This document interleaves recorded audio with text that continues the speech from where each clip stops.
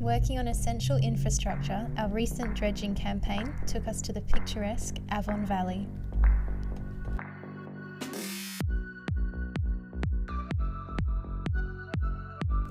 Famous for its historic buildings and burgeoning tourist scene, Apex Envirocare were tasked with improving the efficacy of the reticulation pond in the sewage works, which had struggled due to the build-up of alum-dose sediment over many years. Though recently dredged by other contractors, there was up to 1,700 millimetres of sediment in the pond, a colossal amount in part due to the growth of the town's popularity as a tourist destination.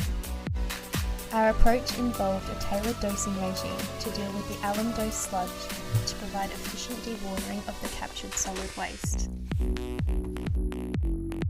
A few weeks into the project and the results have been very promising. At this rate, we anticipate a large amount of sediment will be removed, improving the pond, increasing the sewage works capacity, and restoring the function of this essential part of the town's infrastructure.